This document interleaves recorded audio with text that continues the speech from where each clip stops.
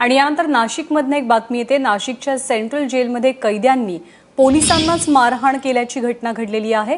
या गुन्हेगारांना गाडीमध्ये बसायला जागा नव्हती, खासगी गाडीतनं न्या असं सांगितलं, मात्र ते न ऐकल्यामुळे ही मारहाण केल्याचं कळतं आहे। प्रांजल कुलकर्णी आपल्या सोबत आहेत। प्रांजल, काय नेमकं घडलंय आणि कारण काय या मारहाणीचं? ज्ञानाचा खरंच याच्यातून असं म्हणावं लागेल की गुन्हेगारांची मुजोरी किती वाढलेली आहे हे या घटनेतून दिसून येत आहे।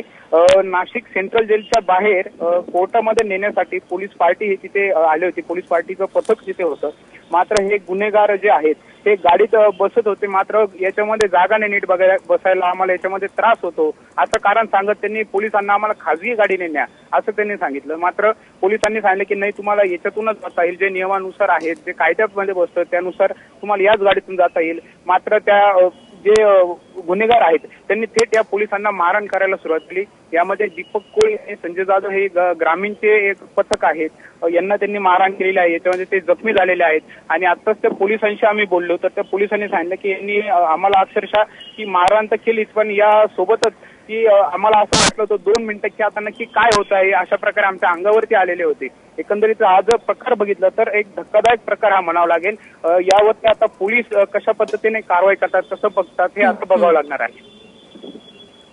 प्रांजल, धन्यवाद या माहितीबद्दल।